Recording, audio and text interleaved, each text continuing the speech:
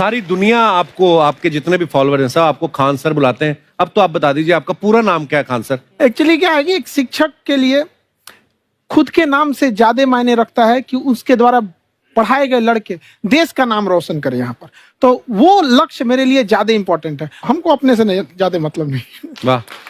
मैं खान सर के बारे में बता दूं कि इनका यूट्यूब पे जो एजुकेशनल चैनल है उसके 17 मिलियन मतलब 1,70,00,000 फॉलोअर्स ज्यादा है। अब 19 हो गए। 19 हो गए। बाप रे, क्या बात है, वाह। तो लॉकडाउन से पहले सर 30,000 थे। हाँ। एकदम लॉकडाउन के बाद जितनी आपकी सब्सक्रिप्शन बढ़ी है उतनी तो ओटीटी प्लेटफॉर्म्स की नहीं बढ़ी जितनी आपकी बढ़ गई। ये नेक काम की शुरुआत कैसे हुई थी खान सर? लॉकडाउन से पहले हम लोग ना ऐसे फिजिकली क्लास में ज्यादा पढ़ाते थे। अच्छा जी। क्लास में भी बहुत भीड़ रहती थी, लड़के पढ़ नहीं पाते थे। मजबूरी हो गई लॉकडाउन के बाद यूट्यूब पर पढ़ाना, क्योंकि दूसरा कोई ऑप्शन ही नहीं था।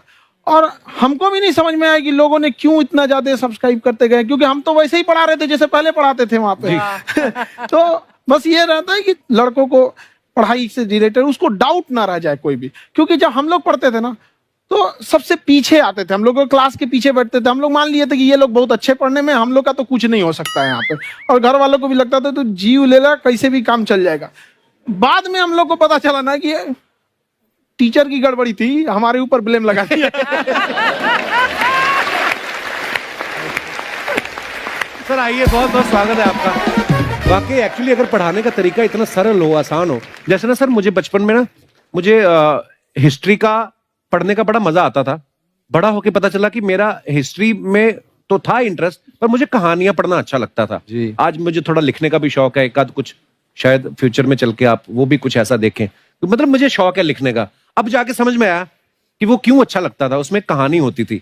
तो ये नहीं हमें पढ़ाया, हमें रट्टा मरवाते थे। तो ये जो आपका ये जो तरीका है ये बहुत ही बढ़िया है। काश हमारे समय में भी ऐसा होता, यूट्यूब पे अच्छे अच्छे शिक्षक होते।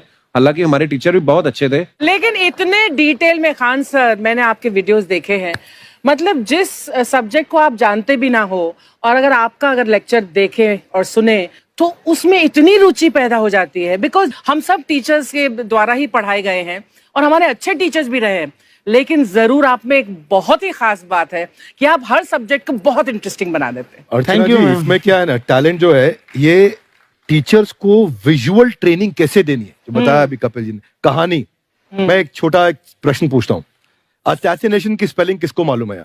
लोग बिलीव नहीं करेंगे लेकिन मुझे मालूम है।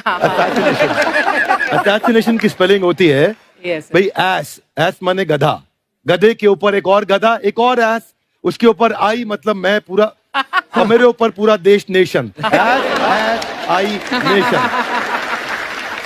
तो ASSASSI मैं ये जितना विजुअल कर दें पढ़ाने को, जितना आसान कर दें। वो याद नहीं होता था रेडियो किसने बनाया, बोला रेडियो चल नहीं रहा, इसको मार थप्पड़ मार, कोनी मार, कोनी मार, कोनी मार, कोनी ने बनाया। याद हो गया, मार कोनी ने बनाया। जितना विजुअल कर दो। जैसे आपने कहा कि कैसे किसी चीज को इतना अच्छा समझा देते हैं, वो आधे घंटे के क्लास के लिए पीछे 1 हफ्ते का मेहनत होता है। मैं ये भी पूछने वाली थी कि कितनी मेहनत लगती है आपको। वो डिपेंड करता है कि हम कब तक सेटिस्फाई नहीं हो जाते। अच्छा। कभी कभी तो कोई चीजें 2-2 महीने से अटकी हुई है, जब तक हम नहीं सेटिस्फाई होते, नहीं इसको ऐसे नहीं, अब लड़के समझे तब तक नहीं बताते उसे। कहते हैं ना, दुनिया ने मेरी बुलंदियां देखी, किसी ने पांव के छाले नहीं देखे। क्या है ना कि हम लोग अपने स्टूडेंट लाइफ में इतना पीछे थे ना, कभी कभी अपने आप को से डर लगने लगता था, या हम कहाँ आ गए, हमारा कुछ हो सकता है कि नहीं हो सकता है यहाँ पे। तो लेकिन ना कुछ सीखने का बड़ा शौक था। हाँ। तो जैसे एक फिल्म बनाने से पहले डायरेक्टर कितने महीने की प्रैक्टिस करता है, 2 साल की मेहनत के बाद एक 3 घंटे की फिल्म बनाना पड़ता है। उस तरह से थोड़ा काफी मेहनत करना पड़ता है पीछे से, तब जाके समझ में आता है। और धीरे धीरे एक्सपीरियंस होने से थोड़ा समझ में आ जाता है कि क्या कहाँ पे कौन सा चीज डाउट आएगा वहां पे। और आपसे पढ़ाई करने का ये भी फायदा है कि ये पीट नहीं सकते ना यूट्यूब चैनल से, अंदर से निकल के थप्पड़ भी नहीं मार सकते। हमें तो पीटा इतना है ना, हम तो मतलब टीचर से सवाल नहीं पूछ सकते थे। अभी बचपन में पूछ भी लिया ना कि सर सूरज कितना दूर है, तुझे जाना है उधर है। मतलब ये नहीं कि बच्चे के साथ दोस्ती करो, उसके साथ। आजकल माहौल बहुत बदल गया है, अब तो बच्चों की पिटाई भी नहीं होती, हमारे टाइम बड़ी पिटाई होती थी। हम भी कहते हैं, हमसे भी लड़के नहीं पूछते हैं, क्योंकि उन्हें पूछने की नौबत ही नहीं आती है। क्लियर हो जाता है ऐसे ही। वाह, क्या बात है। मैंने देखा है सर आपके फॉलोअर्स में रवीना टंडन भी है एक। तो जब आप आए, कितनी मुस्कुराहट आई खान साहब आपके। तो जब कभी आप कोई नया वीडियो डालते हैं तो आप उनको पर्सनली मैसेज करते हैं कि किसी चीज पे डाउट हो तो कॉल मी एनी टाइम, ऐसा करते हैं आप। अच्छा, विवेक सर के बारे में हमने सुना है कि किसी को बिजनेस रिलेटेड प्रॉब्लम हो तो ये 5 सेकंड के अंदर जवाब दे देते हैं। जब भाभी जी आपको तैयार होने के बाद पूछती मैं कैसी लग रही हूँ, 5 सेकंड में जवाब दे पाते हैं आप? देखिए, इसमें तो सभी लोग पीड़ित हैं और हर जगह, हर घर में ये जरूर सुना होगा सबने कि बच्चों के चक्कर में तुम्हारे साथ रह रही है, वरना तुमको तो कब का छोड़ के चली गई होती। ये बड़ी कॉमन बात है। So right. परमीत सर बोलते हैं आपको ऐसा? आप तो कभी नहीं बोलती होंगी। इनका उल्टा है, इनका एटीट्यूड पति वाला है वैसे, तो इसलिए। क्या प्रॉब्लम है? नहीं, कोई औरतों को प्रॉब्लम मतलब मर्दों से कम बिल्कुल मत समझो। नहीं, ठीक है, पर ऐसे मुक्के वगैरह नहीं मारने चाहिए आपको। सर आपने अभी तक शादी नहीं की ना खान सर? नहीं। इतने पॉपुलर हो गए आप, आपका सेंस ऑफ ह्यूमर इतना अच्छा है, तो बड़े सारे प्रपोजल तो आते होंगे आपको। अभी तो इधर कुछ नहीं है सर। खान सर पर्सनल सवालों का जवाब कम देते हैं। अच्छा, जैसे हम शादीशुदा लोगों को देखने के बाद हमको थोड़ा सा और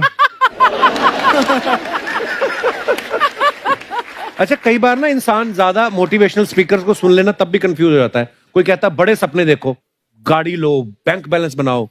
कोई कहता है कि इच्छाएं नहीं रखनी चाहिए, ये दुखों का कारण है। हम किसकी सुने गुरुजी? सुने सबकी, करे खुद की। जो दिल से निकले। दिल से निकले, क्योंकि जो सुनते हैं हम कई बार सुनते हैं और उसको खुद की प्रोसेसिंग करते ही नहीं है, और जब दूसरों की बातें सुनकर बिना प्रोसेस करके फॉलो करने लगते हैं, उसी को तो हम अंधश्रद्धा कहते हैं। बिल्कुल। उसको प्रोसेस करें, अपने दिल से जो रेजोनेट होता है उसको सोचे और फिर करें। मम्मी सुना, मेरी मम्मी के आगे डॉक्टर फेल है। मम्मी की जो सहेली ऑन द स्पॉट इसके साथ बैठी है, और इनको अगर कोई प्रॉब्लम है, फॉर एग्जाम्पल कोई शुगर की प्रॉब्लम है, तो उन्होंने जो बोल दिया वो अंतिम सत्य है। ले मैनू फलानी कहती है, ऐ खाड़ो तो ऐ हो जाता है। ये सवाल मैंने आपके लिए पूछा था।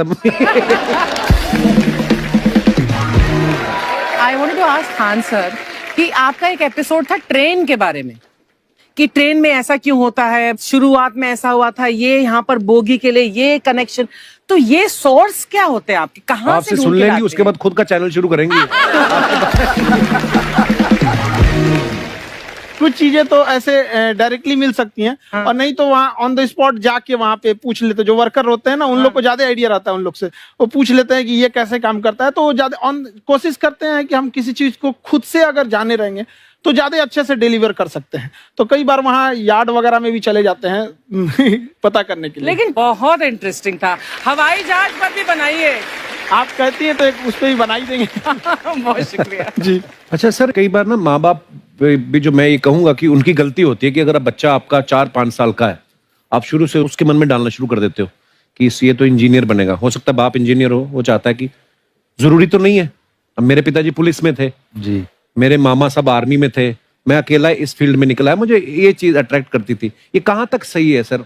जी मेरे हिसाब से तो बच्चों पे कभी प्रेशर नहीं डालना चाहिए, लेकिन साथ ही साथ हमको ये भी देखना चाहिए कि जैसे एल्बर्ट आइंस्टाइन ने एक बहुत अच्छी बात बताई थी, अगर एक खरगोश हो, एक बंदर हो, एक हिरन हो, एक शेर हो और एक मछली हो, उन सब को आप एक कतार में खड़ा कर दीजिए और उन सब के लिए एक ही टेस्ट हो कि आप पेड़ पे सब लोग कैसे चढ़ पाए। बहुत खूब। ओके, अब सबको एक टेस्ट कैसे दिया जाए? मछली तो आत्महत्या कर लेगी सोच के कि मैं तो कोई पास ही नहीं होंगी, ये मछली कैसे पेड़ पे चढ़ेगी? राइट। लेकिन कई बार ऐसे हो गया ना कि एजुकेशन सिस्टम ऐसी बन गई कि बस ग्रेड्स हो गए, सब्जेक्ट्स पढ़ने हैं, Right. जो भी किया है और वो भी जरूरी है, लेकिन वो करते करते बच्चों की जो इंटरेस्ट है, बच्चों की जो पैशन है, उसमें उनको एंकरेज करना बहुत ज्यादा जरूरी है। एक पिताजी एक बार अपने बेटे को ऐसा चाटा मारे जोर से, तो पड़ोसी ने पूछा क्यों मार रहे जी? बोला कल रिजल्ट है इसका। कल रिजल्ट? तो बोले रिजल्ट कल है ना साहब, तो आज क्यों मारने? कल बाहर गाँव जा रहा हूँ, कल का काम आज निपट के करता हूं। कहने का मतलब ये है कि आप देखिएगा कि अगर आप बच्चों को अपने कॉम्पिटेंस के हिसाब से नहीं देंगे तो ये चाटे खा रहने पर फेल ही होते रहेंगे। बहुत खूब। ओके। अच्छा, विवेक सर का एक कहना है कि बच्चों का अगर 95% से ज्यादा मार्क्स आते हैं वो भी खतरनाक होते हैं। 75 से 85% वाले जो बच्चे होते हैं लाइफ में बड़ा अच्छा करते हैं। अच्छा। कभी किसी पेरेंट्स ने आगे कहा है कि आपकी वजह से मेरा 95% वाला बच्चा 75 पे आ गया? नहीं, बेसिकली 95%, देखिए स्कूल में जो पढ़ाई हो रही है, जो बताया, वो classroom based conceptual theoretical approach है। और उसमें बच्चे को क्या चाहिए, एक कॉन्सेप्ट होता है कि जिस सब्जेक्ट में 10 में से 3 आ रहे हैं उस पर फोकस करने की जगह वहां फोकस करो जिसमें 10 में से 7 आ रहे हैं, ताकि उसका सुपर स्पेशलिस्ट बने। पर वहां सब कुछ पोर किया जा रहा है, तो 95% के चक्कर में, 98% के चक्कर में अपनी ओवरऑल डेवलपमेंट कर नहीं पाता है। और ये पुराने पैटर्न्स के कारण हमारे यहाँ बच्चे डेवलप नहीं हो रहे हैं। और पैटर्न्स इतने मजबूत हैं, तो मैं ये लोगों को बोलता हूं कि बच्चे को जो उसको आता है, जो उसको भाता है, जो बाजार चाहता है, जब इनका कॉम्बिनेशन बन जाता है तो बच्चा इतना सफल हो जाता है कि उसके मुकाबले कोई और खड़ा नहीं हो पाता। क्या बात है, बहुत अच्छी बात। मैं देखो, ये पुराने बिलीफ तोड़ने जरूरी हैं। आप जानते हैं